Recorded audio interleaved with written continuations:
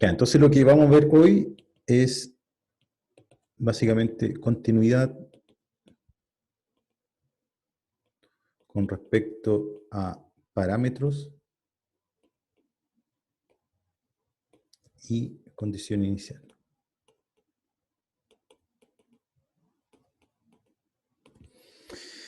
Ya, entonces voy a partir con ejemplos básicos. Entonces vamos a partir con un ejemplo muy básico, pero creo que pavimenta un poco el camino de lo que viene después, que va a ser un poco más elaborado, multidimensional, etcétera, más abstracto. Entonces voy a considerar la siguiente DO, I' en R, archiconocida, y en cero, de hecho le voy a poner aquí lambda.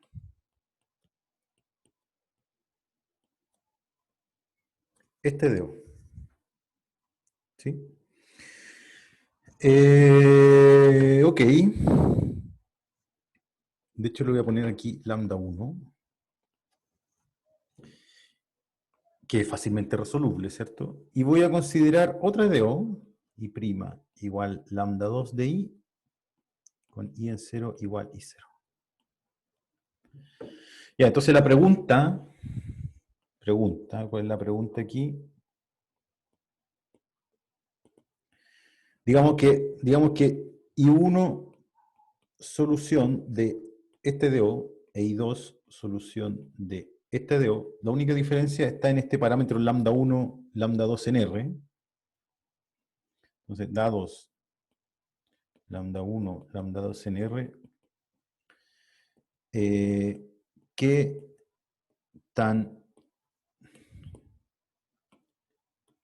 tan parecidas son I1 e I2?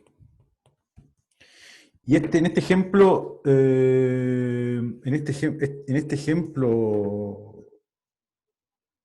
la cuestión es resolver, ¿cierto? Entonces, si uno resuelve esto aquí, ¿cierto? Voy a tener que I1, ¿sí? I1 de t va a ser I0 exponencial de lambda 1t, ¿cierto? E I2, aquí I2 de t va a ser I0 exponencial de lambda 2 de t. Entonces, por supuesto que en t igual 0 son iguales, y aquí yo lo estoy diciendo, satisface la misma condición inicial. Ahora, no son tan iguales cuando el tiempo cambia, ¿cierto? Entonces, fíjense que de aquí tengo que I1 de t menos I2 de t, quiero ver qué tan diferentes son esta solución y esta solución. Lo voy a calcular en módulo. Esto es igual al módulo de I0, que es común, por módulo de exponencial de lambda 1t menos exponencial de lambda 2t. ¿Cierto?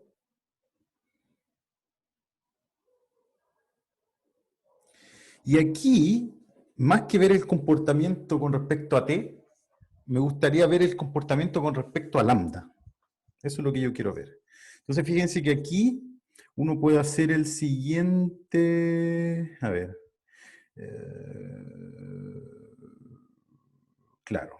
Entonces aquí uno saca la mala un exponencial. Entonces fíjense de aquí, o sea, hay muchas maneras de hacerlo, pero aquí hay I1 de t, I2 de t, igual a módulo de I0, exponencial de lambda 1t, menos exponencial de lambda 2t. Hay muchas formas de hacer esto. Por ejemplo, yo podría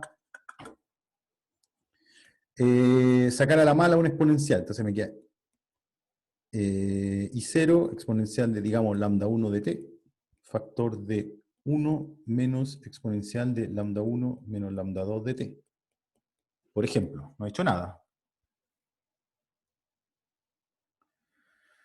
Sí. Y... Los lambda son al revés, parece. Sí, profe, son al revés. los Para lambdas que se son, cancele, los para que se lambdas, cancele el. los lambdas son al revés, tienen toda la razón. Sí, sí, me gusta. Y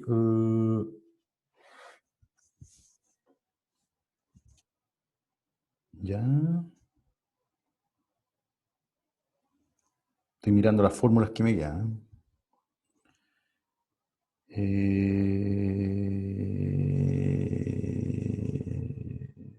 Aquí.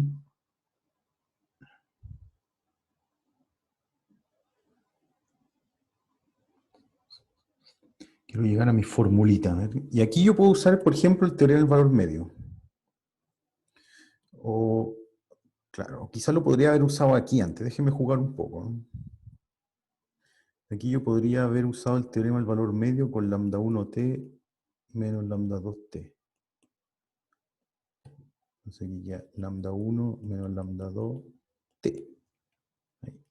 Multipliqué y dividí por lambda 1 menos lambda 2t. Ahora, por el teorema del valor medio, esto es igual, bueno, queda el I0, ¿cierto? Queda el I0 y queda, por el teorema del valor medio, exponencial evaluado en un punto chi, donde chi depende de t, ¿cierto? Y depende de lambda 1 y de lambda 2. Está entre lambda 1t, lambda 2t. Supongamos que lambda 2 es más grande que lambda 1, simplemente para fijar idea. Y, claro, aquí es donde está lo que yo quería, justo lo que yo quería. Y aquí queda lambda 1 menos lambda 2t. ¿Cierto?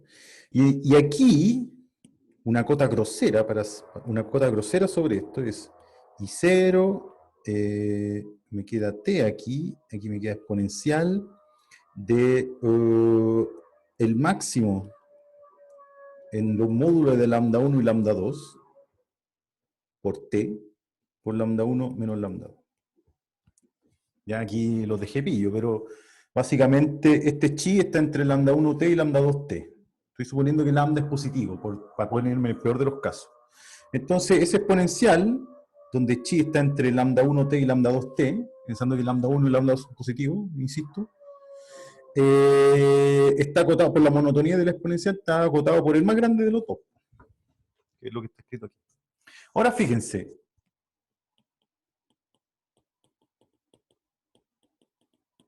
Lambda 1t, lambda 2t están supeditados a lo que dice el flujo. Digamos, este sería un F1 de I, o F1 de TI. Y este que está aquí sería un F2 de TI. ¿Cierto? E independiente de T, simplemente para simplificar un poco el cálculo nomás. Pero básicamente estoy diciendo, tengo una EDO, tengo dos EDO, con la misma condición inicial, y el flujo lo cambio. El flujo lo cambio. El campo de velocidad lo cambio. Cambio dependiente, en este caso unidimensional. Y simplemente, bueno, aquí en este caso resolviendo, yo me doy cuenta de que puedo llegar a esta cota. ¿Ok? Hermosamente horrible. Ahora, ¿qué dice esta cota? Esta cota dice dos cosas. Primero, y desde mi punto de vista lo más importante en esta clase, es que si lambda 1 y lambda 2 se acercan, entonces las soluciones también se acercan. De hecho, cuando yo hago colapsar lambda 1 tendiendo a lambda 2, ¿cierto? Entonces, si yo tomo lambda 1 tendiendo a lambda 2, entonces I1 converge a I2. Ahora, ojo, esa convergencia no es uniforme, ¿sí? Porque si yo muevo simultáneamente lambda 1 a lambda 2, que es una cosa independiente de la EDO, ¿cierto? Los campos dependientes, la F, es una cosa aparte, ¿no? Que en principio, o sea, yo las tomé del conjunto de funciones de n+1 variable, tomé dos funciones en el conjunto de funciones continuas de n+1 variables, las tomé. Y con esa construí dos EDO distintas. ¿Cierto? Entonces, al hacerlas jugar con una EDO, al involucrarlas con una EDO, al definir una EDO, entonces está la variable temporal, o la T, o la variable independiente en la EDO, también juega un rol. Entonces fíjense que yo podría tomar lambda 1 tender a lambda 2, es decir, que F1 se parezca mucho a F2, Pero si tomo t tender a infinito, de manera adecuada, ¿cierto? Entonces puede que las soluciones no colapsen, no tienda a cero esta diferencia. ¿Se entiende, no? O sea, yo podría tomar lambda 1 tender a lambda 2, ¿sí? Y puedo tomar t igual a 1 sobre lambda 2 menos lambda 1. Estoy pensando que lambda 2 es más grande que lambda 1. Entonces, en ese caso, esto con esto se cancelan ahí. Y esto no queda chico. ¿Sí? Entonces hay una especie de continuidad, pero solamente local. ¿Ya? Entonces hay dos cosas. Una es que si yo veo las soluciones de este EDO, supongamos que están definidas para todo tiempo. Si yo tengo la solución, tomo las dos soluciones de este EDO, ¿sí? Y miro un intervalo acotado de tiempo, entonces hay una continuidad con respecto a los parámetros de la EDO. ¿Sí? Es decir, las soluciones de problemas con flujos parecidos se parecen. Eso es lo que quiero decir aquí. Entonces hay una continuidad con respecto a los parámetros. ¿Sí? Ahora, esos parámetros también podrían ser las condiciones iniciales, porque yo podría hacer el mismo juego, tomar ahora este EDO, obviamente estoy tomando EDO bien simple para no tener que calcular nada, y aquí tomo un I1, I' igual a I en 0 igual a I2. Y fíjense que el juego es bien parecido. Tengo 12 EDOs, digamos, I1, no, mala anotación esto, pongámosle alfa y beta. Entonces, I1 solución de esto, I2 solución de esto. Y estas también se pueden resolver a mano, ¿cierto? También son muy simples. Entonces la solución I1 de t va a ser alfa exponencial de t, y la I2 de t va a ser beta exponencial de t. Si yo comparo las dos soluciones, ¿cierto? Esto es menor o igual que alfa menos beta exponencial de t. Entonces lo mismo, si yo acerco las condiciones iniciales y dejo fija el campo de pendientes, entonces las soluciones se van a aparecer, pero localmente en tiempo. ¿Sí? Entonces, en un esquema, digámoslo así, esto también se puede ver en el espacio. Entonces, por ejemplo, un tercer ejemplo, tomamos una ecuación multidimensional, I1 y 2' igual a una matriz, cualquiera, digamos A por I1 y 2. Esto ustedes lo saben resolver, ¿cierto? Sujeto a la condición inicial I1 en 0 igual alfa, y 2 en 0 igual beta. Y voy a tener una segunda EDO, digámoslo así, I mayúscula igual I1 y 2, solución del sistema este, y puedo tener otra U1, U2, prima, o punto, pongámosle prima mejor, prima, igual al mismo campo, a U1, U2, o sea, es la misma EDO, pero claro, voy a poner U1 en 0 igual alfa prima, U2 en 0 igual beta prima. Tengo dos PBI, y este va a ser U igual U1, U2, solución de esta otra idea. Multidimensional nomás, no he hecho nada distinto. Esta es la extensión trivial de este problema lineal que está aquí. La extensión directa multidimensional. Entonces, ahora, ¿cómo se ve esto, digamos? Digamos que la condición inicial es alfa beta aquí, y entonces la solución va a ser una curva, o sea, una trayectoria. Este va a ser I mayúscula de t. ¿Ya? Y entonces, si yo cambio la condición inicial por un alfa prima beta prima, yo voy a tener otra solución que parte cerca. Si yo tomo, grosso modo dice que si alfa beta menos alfa prima beta prima es menor que delta, hay una continuidad, digámoslo así. Para todo epsilon existe un delta mayor que 0, tal que si las condiciones iniciales están cerca, esa y esa, entonces las soluciones, digamos I mayúscula de t menos U mayúscula de t, son menor o igual que epsilon, pero no en todo tiempo. Eso es lo que quiero decir, no en todo tiempo, porque estas cosas, incluso en el caso unidimensional, las cosas, la diferencia como que se escapa con el tiempo. Ustedes se fijan, que es el cálculo que hice aquí. Se pueden parecer, pero en un tiempo fijo van a parecerse. Aquí en un tiempo fijo van a parecerse. Pero, bueno, el tiempo es una variable no acotada, en principio, si la solución está definida en todo R, o en todo R+. Y entonces, claro, en un cierto intervalo de tiempo, las soluciones van a estar a distancia epsilon entre sí. A distancia epsilon entre sí. Pero no lo puedo asegurar para todo tiempo, sino que hasta cierto tiempo, después de cierto tiempo, las soluciones pueden irse muy lejos. ¿Qué es lo que pasa, por ejemplo? Bueno, en este caso, ustedes lo pueden ver, ustedes lo pueden hacer a mano, ¿sí? Pongan la matriz constante que quieran, diagonalizan, ¿cierto? Contra la matriz exponencial, y después ponen las condiciones iniciales, tienen las dos soluciones explícitas, y pueden ver este fenómeno, que parten cerca y después de un cierto tiempo las cuestiones se pueden separar. Pero hay una continuidad, eso es lo que yo quiero decir. Hay una continuidad con respecto a los parámetros, ¿cierto? Que se ve aquí, con respecto a un parámetro externo, o digamos un parámetro definido a través del campo dependiente, por ejemplo, y también hay una continuidad con respecto a las condiciones iniciales. ¿Sí? Con respecto a las condiciones iniciales. Y por supuesto puedo combinar las dos cosas, mover un poquito los campos y mover un poquito las condiciones iniciales, y de todas maneras aparece una continuidad con respecto a estos parámetros. ¿Sí? ¿Se entiende la idea? Sí, profe. Profe, Sí, sí. esta especie de continuidad ocurre siempre o tiene que tener unas ciertas condiciones el sistema de la EDO, digamos? ¿O para toda EDO ocurre esta especie de continuidad de los parámetros? Tiene que tener unicidad. Ya, Y caché que no es tan loco pedir unicidad.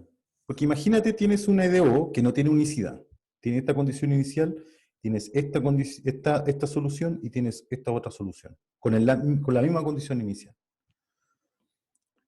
Entonces imagínate que este es I' igual F1 de TI. Entonces el campo F1,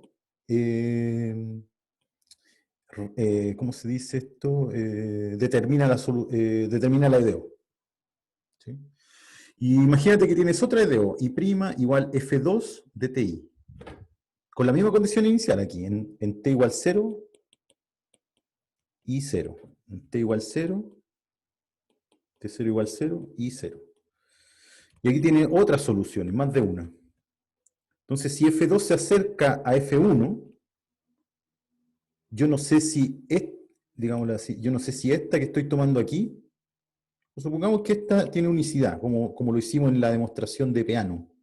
Supongamos que esta tiene unicidad, pero la límite no, y tomo F, digámoslo así, en un sentido que voy a precisar en el enunciado del teorema. Supongo que F2 se va pareciendo a F1.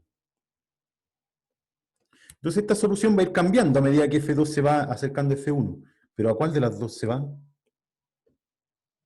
claro, sí, Entonces, sí, sí, sí, sí. entonces, claro, claro, es posible de que esta que está aquí vaya a esta misma, que está aquí, similar, pero quizás si yo, como no hay unicidad, quizás yo perturbo aquí un poquito, esta, quizás esta va a parar, en el límite va a parar a esta. No lo sé. Ahí los comportamientos caóticos, cuando no hay unicidad, hay comportamientos caóticos, y ahí se pierde la continuidad. Porque yo partí cerquita, esta línea roja y esta línea amarilla, están cerquita entre sí, pero sus imágenes, o sus límites, digámoslo así, no son para nada parecidas, porque yo lo voy a medir en norma uniforme. Y aquí ya tengo un pedazo grande de discrepancia, entonces no están cerca en norma uniforme. Entonces la unicidad es peligrosa. ¿La Eso. unicidad o la no unicidad, profe? La no unicidad. La no unicidad. Profe, Sí. eh, em, el- tengo ¿Cómo se resolvía esa E2 que tiene ahí? No puedo creerlo. Hay que No estudiar. llegamos a esa parte, no llegamos a esa parte en cálculo chico, en cálculo de dedo. ¿En serio? Sí, no nos Yo, vimos, lo- yo yo- tampoco, sí, somos de la misma generación con mi compañero y no vimos cómo resolver con sistema, vimos súper poco. No. ¿No saben resolver Pero un una, sistema de o tres por sea, tres? a mano, sí, a mano, pero con la matriz misma yo no sabría hacerlo. Pero si usted da unas leves indicaciones, yo creo que se puede aclarar bastante. Sí, yo Ya, no, creo que sí. disculpen, no se lo tomen a mal cuando me río. No me estoy burlando de ustedes, por favor, no lo vayan a pensar.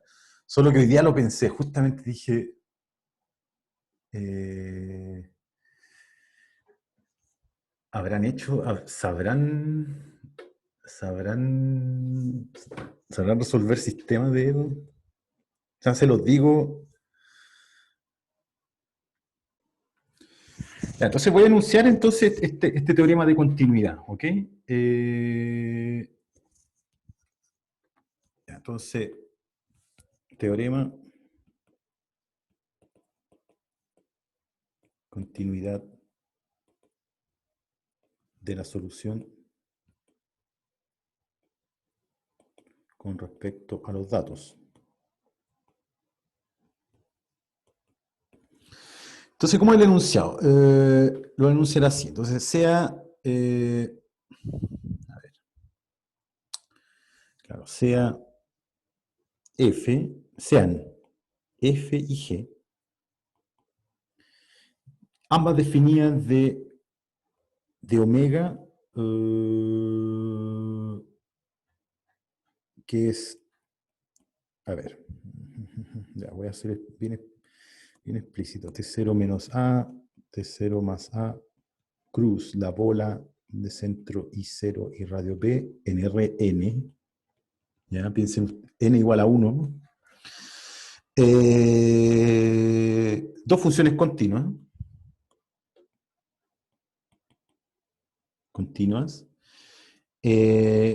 y tales que, y tal que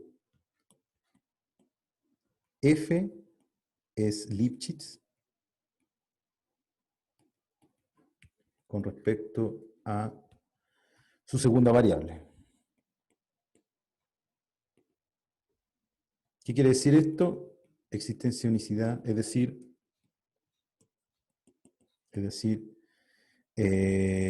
satisface hipótesis de existencia de unicidad. Que como comentamos anteriormente, ¿cierto? Chuta, lo borré, pero como comentamos anteriormente, hay pocas chances de tener continuidad de soluciones con respecto a los datos si es que no hay unicidad, ¿cierto? Entonces, por lo menos una tiene que tener unicidad. ¿Sí? Sí, el Lipschitz con respecto a su segunda variable con constante de Lipschitz K mayor que 0. Esto no lo estoy sacando de Sotomayor, no me gustó cómo lo escribe. Entonces esto lo estoy sacando del libro de Coddington.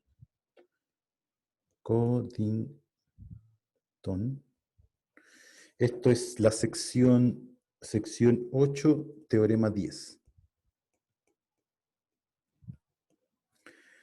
El libro Introduction, después les puedo mostrar el libro. Ok. Ya, entonces, ya, y después, sean Φ1, Φ2, soluciones de los PBI. Φ1' lo escribe así, Φ1' igual F de T Φ1, sujeto a la condición inicial Φ1 en T0 igual I1. Y Φ2' igual G de T Φ2, sujeto a la condición inicial Φ2 en T0 igual I2. O sea, digamos, en vista de lo que conversamos antes, se mueve el campo de pendientes y se mueve la condición inicial. El punto inicial no, ese lo voy a dejar fijo, algo que quede fijo, digamos. ¿Ya? Si no todo se está moviendo, eso que sí que... Entonces, se mueve, insisto, se mueve, cambié los campos y cambié las condiciones iniciales. En este ejemplo que está acá, el inicial, aquí cambié los campos, de la forma más fácil posible. Y acá cambié las condiciones iniciales. En el teorema unifiqué las dos cosas, entonces voy a hablar de la continuidad de las soluciones con respecto a las condiciones iniciales y con respecto a los campos. ¿Sí?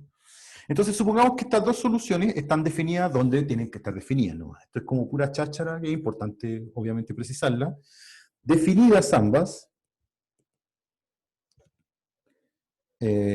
para... A ver, mejor digámoslo así, con T0, bueno, T0 ya, claro, estaba aquí, con I1 y 2 en la bola de centro I0 y radio B. ¿Sí? O sea, estoy fijando todo alrededor, todo donde está todo bien definido, por supuesto. Y tal es que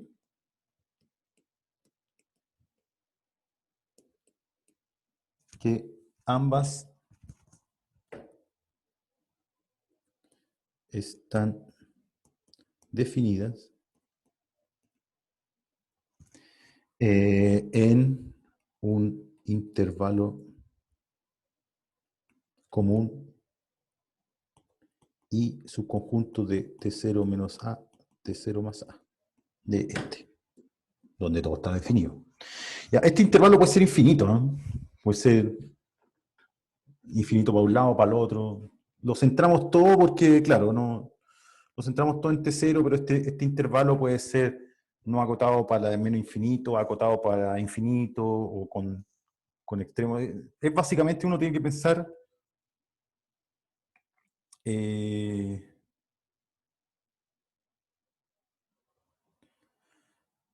sí, eso. ¿Un conexo? Un intervalo. Un intervalo. Y el punto T0 tiene que estar en el interior del intervalo. Eso es como lo importante. ¿Ok? Ya, entonces, supongamos que las dos soluciones están definidas en un intervalo alrededor de T0, subconjunto de este. ¿Ok? Por supuesto contienen a T0 porque son soluciones del problema de valor inicial con tiempo inicial T0. Entonces, y aquí viene entonces, Φ1 de t menos Φ2 de t en norma es menor o igual, ¿cierto? Recuerden que la Φ1, entonces la Φ1 y Φ2, aquí lo voy a colocar, Φ1 y Φ2, son básicamente funciones de I en Rn. Son estas curvitas. Una esta y la otra esta. Entonces, ¿qué dice el teorema? Dice que la diferencia de las curvas en todo tiempo de I, entonces para todo t en I, la diferencia de las curvas está acotada por la diferencia de las condiciones iniciales, todo esto con norma euclidiana, exponencial de k, donde k es la constante de Lipschitz, es la segunda variable, t menos t0, con el módulo,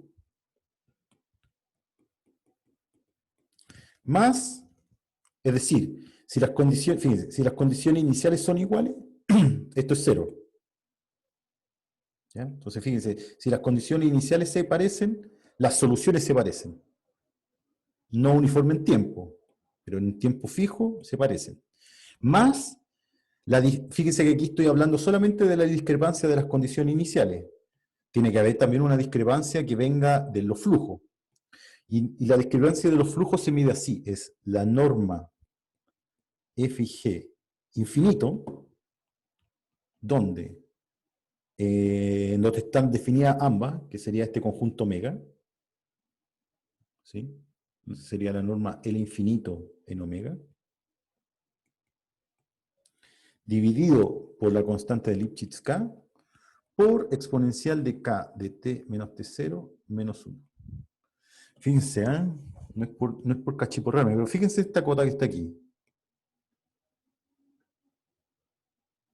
Fíjense, está la norma uniforme de la F por esto, que era la que en el primer ejercicio es la que encontré.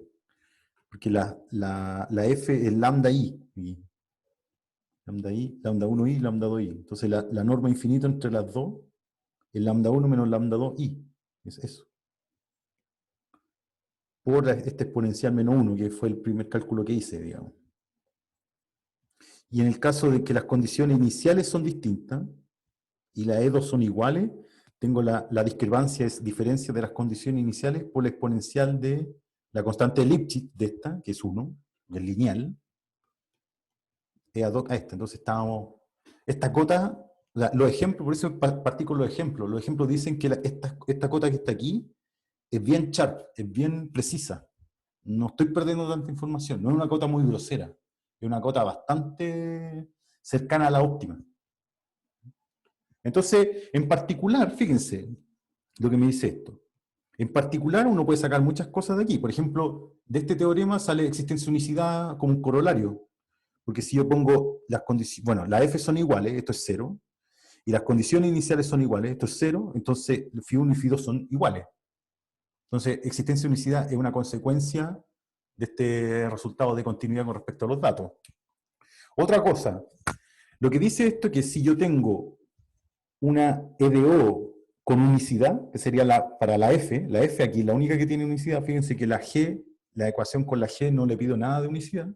Cualquier solución, aunque tenga infinitas soluciones de esta, si la G se parece a la F, entonces las soluciones se parecen. Entonces como que colapsan en una sola.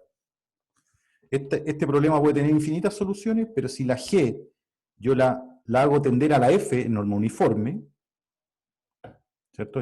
Esta norma es el supremo de f de t, i menos g de t, i con t, i en omega, ¿cierto? Entonces, si G, a pesar de tener infinitas soluciones, se parece a la F, que tiene unicidad, entonces todas las soluciones de esta colapsan en una sola. ¿Ok?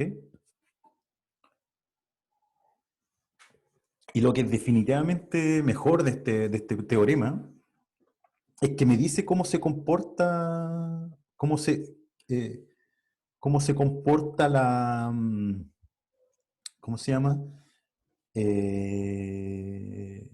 ¿Solución? Las soluciones. Entonces yo aquí, por ejemplo, podría definir la aplicación T mayúscula sub T, que a cada función f le asigna la solución, yo fijo T0 y fijo I0. ¿Bien? Entonces tomo un funcional que toma función y me entrega un número, por ejemplo. ¿Qué número? Me entrega I en T de T0 y 0, donde I de T0 y 0T es la solución del problema con lado derecho igual a F evaluado en T. Ese funcional es continuo, dice esto, con la norma uniforme aquí, con la topología de la norma uniforme aquí y la norma en R, si quieren aquí. Ahora podría entregar una función, digámoslo así, aquí. Dada la condición inicial, para cada f yo entrego la solución, que es una función, definida en cierto intervalo en R, n. Entonces tomo funciones de omega en Rn, y me entrega funciones de I en Rn, y esa cosa es continua, con la norma uniforme aquí, la norma uniforme aquí, por esto. Y de hecho es Lipschitz. La norma de la diferencia de las evaluaciones del t de f es menor o igual que una constante cuando el t está fijo, que sería 1 partido por k, exponencial de k, el largo del intervalo menos 1, por la norma de infinito, o la distancia entre f y g infinito, cuando considero las mismas condiciones iniciales. Entonces esa aplicación como funcional, que toma funciones, entrega funciones, es Lipschitz, con una constante bien determinada. Profe, Sí. ¿y es inyectiva esa aplicación? ¿Es inyectiva o no es inyectiva? Yo creo que, buena pregunta, yo creo que no. Y es fácil más o menos construir un ejemplo. Y, claro,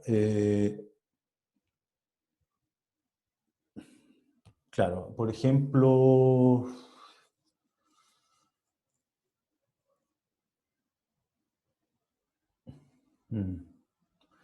a ver, es un ejemplo medio tramposo, pero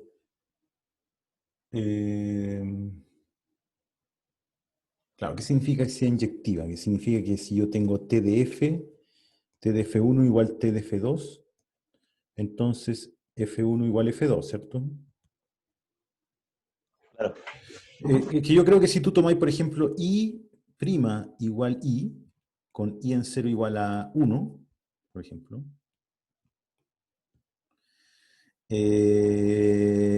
esa tiene la misma solución que esta. Digamos en R+, o en intervalo 0, 1. Y entonces aquí la f de I es la identidad, y aquí la f de I es el módulo de I. Y esas no son iguales. A pesar de que las soluciones van a ser iguales, las soluciones de 0 a infinito son iguales para esta, porque las soluciones son positivas.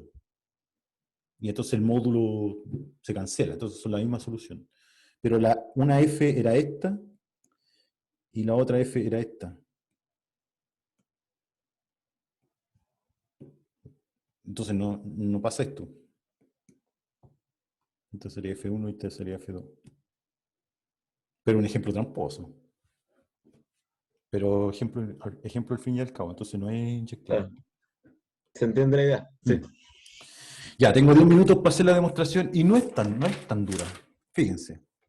Demostración. Ya, pues ¿qué es lo que hace uno si no tiene idea? Resuelve lo que sabe hacer. Entonces, en este caso, resolver lo que uno sabe hacer es simplemente escribir las soluciones de la EDO, de estas dos EDO. Entonces, la solución de Φ1, o Φ1, se escribe como Φ1 de t, es igual a I1, más la integral entre t0 y t, de f de s, Φ1 de s, de s. Y la solución con Φ2, o la solución del segundo sistema, es I2 más la integral entre t0 y t de g de s, Φ2, s de s. ¿Cierto? La formulación integral del problema. Resto. Entonces me queda que Φ1 de t menos Φ2 de t es igual a I1 menos I2, ¿cierto? Más la integral entre t0 y t de esta diferencia. Y aquí voy a colar, porque ¿cuál es el problema aquí? No solamente los campos son distintos, sino que las evaluaciones dentro de los campos también son distintas. ¿Sí? Entonces aquí me voy a aprovechar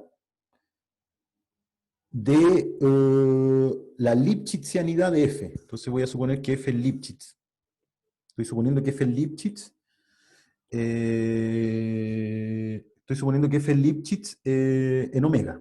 Y supongo omega, ¿cierto? Esta f y g tienen un dominio común, entonces estoy suponiendo que la Φ1 y Φ2 viven en este dominio común. Entonces, voy a intercalar, aquí voy a sumar a la mala, f de s, Φ2 de s. ¿Ok? Lo sumé a la mala. Entonces voy a tener una f de s, Φ1 de s, menos f de s, Φ2 de s. Ahí voy a usar Lipschitzianidad. Más la integral entre t0 y t, de f de s Φ2 de s menos g de s Φ2 de s.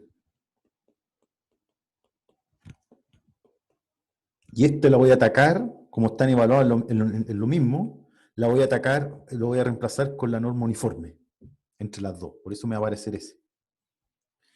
Y entonces ahora, esto es una igualdad, ¿eh? Tomo módulo en todos lados. Módulo ahí. Me queda módulo, entonces me queda módulo aquí. Y ahora ocupo desigualdad triangular, ¿cierto? Entonces, al ocupar desigualdad triangular, obtengo que norma de φ1 de t menos φ2 de t es menor o igual que norma de I1 menos I2 más integral entre T0 y T de la F, de la cuestión con la F, esta. Entonces queda norma de F de S φ1 de S menos F de S φ2 de S más la integral entre T0 y T de norma de F de S φ2 de S menos G de S φ2 de S. De S. Este lo voy a dejar tranquilito. Aquí voy a usar Lipschitz y aquí voy a acotar por la norma uniforme. Entonces, este lo dejo tranquilito, como les decía. Aquí voy a usar la propiedad Lipschitz de la F. Entonces, aquí me queda más K veces integral entre T0 y T de norma de φ1 de S menos φ2 de S, ¿cierto? Porque F Lipschitz con respecto a su segunda variable de constante K, más, y aquí a la mala, no a la mala, o sea, como un poco grosero, ¿eh? Un poco grosero, pero fíjense que uno no pierde tanto. Un poco groseramente voy a acotar esto por la norma uniforme. Yo recuerdo alguna de estas de nuestras clases decir, cuidado, quizá en el teorema de existencia y unicidad, en el teorema de Picard, dije, quizás no es muy bueno acotar solamente con la norma uniforme e integremos. No, aquí voy a acotar directo con la norma uniforme. Y aquí me va a quedar más F menos G, L infinito de omega, ¿cierto? Estos gallos están en I. Este es lo que yo llamo I sub A de T0. Y estos gallos están en la bola de centro I0 y radio P. Y F, el Lipschitz con respecto a su segunda variable de constante Lipschitz K en omega. No estoy hablando, estoy usándolo no para F nomás, sino que para F y para G. Bueno, están evaluados en el mismo tipo en omega. Entonces la diferencia, esta, es menor o igual que el máximo de esa diferencia. O sea, la diferencia en un ¿Profe? punto de omega es menor o igual que el máximo de la diferencia en omega, ¿sí? O sea, a mí la duda que me cae es por qué ese es, por ejemplo, es la norma infinito de L de omega y no la norma infinito de L de la bola. Es que omega es las dos cosas. Omega es todo. Están en T cruz I. Está en R cruz RN. Y Pero o sea, mi pregunta es porque estamos usando la parte de la derecha, o sea, la parte de la bola. Pero, sí, ok. sí. Pero la F está evaluada en el tiempo y en el espacio, digámoslo así. Y la G también, en tiempo y en espacio. Ok. ¿Sí? Claro, y este es el supremo, esto es el supremo de todas estas diferencias. Entonces, particulares, esto es más chico que esto. Y esta integral es directa y queda así. ¿Ok? Ahora fíjense, voy a escribir esto así. Ahora fíjense, si a esto yo le llamo h de t, entonces tengo que h de t es menor o igual, perdón, voy a llamar a esto h de t,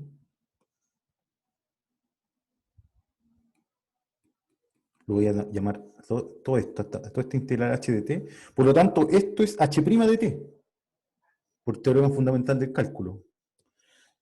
¿Sí? Entonces me queda h' de t es menor o igual que norma de I1 menos I2 más k veces h de t más f menos g infinito t menos t0. ¿Sí? Y esto es una ecuación lineal. Esto es una ecuación, o una inecuación lineal. Entonces yo tengo aquí h', menos KH menor o igual que I1 menos I2 más F menos G infinito T menos T0.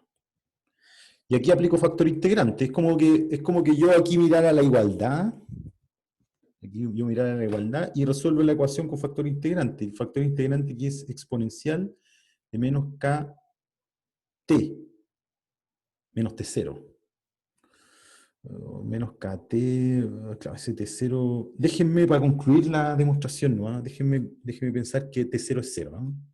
Lo arreglamos mañana o el jueves. Y entonces aquí aplico el factor integrante, me queda h por exponencial de menos kt' es menor o igual, como esto es positivo, no dañé la desigualdad, entonces me queda norma de I1 menos I2 exponencial de menos kt más f menos g infinito, t exponencial de menos kt, integro entre t0 y t. Y entonces me queda que esto es igual a h de t e a la menos kt menos h en 0 por 1, ¿cierto? Es menor o igual. T0 es 0. T0 es 0, estoy suponiendo. Para simplificar, ¿eh? O si no, hago un cambio de variable t igual t menos 0. Sí, sin perder generalidad. Y entonces aquí me queda I1 menos I2 K e a la KT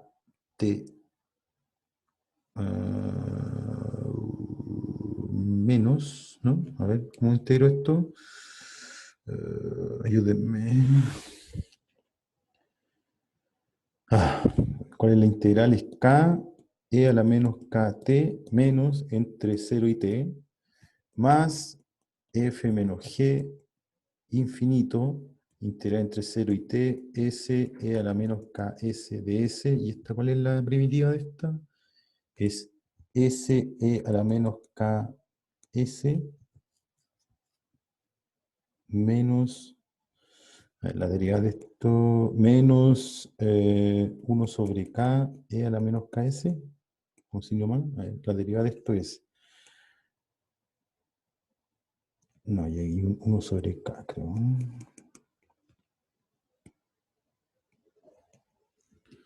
Como que esta cosa queda, la derivada de esto es e a la menos KS.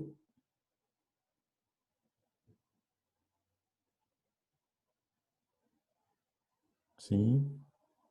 Entonces aquí vamos a signo menos. Y después la otra me queda confundido.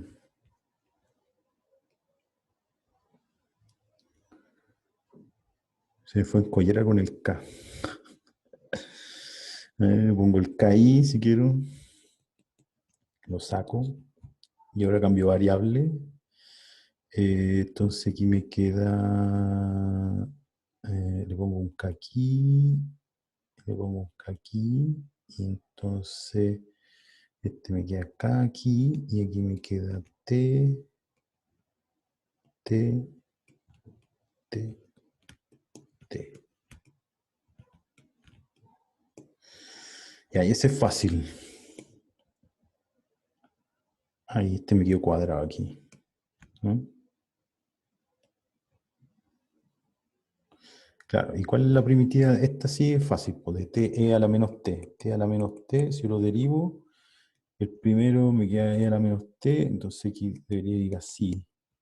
Entonces la derivada primero me queda e a la menos t, con esta derivada se me cancela, y el otro, y entonces va con un signo menos todo. ¿Sí?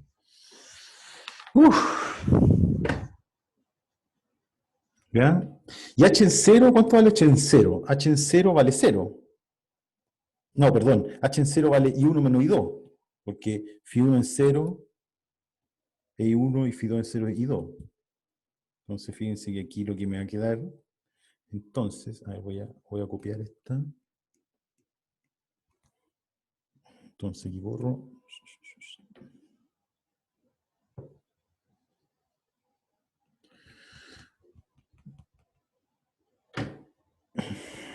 Entonces me queda h de t, que es la que a mí me interesa, es a la menos kt menos i1 menos i2, ¿cierto? Menor o igual que... aquí me queda una cosa rara. Claro, me queda i1 menos i2 partido por menos k exponencial de menos kt menos 1. Me gusta ese. Y aquí me queda más este otro monstruo que está aquí. Que ya me pasé.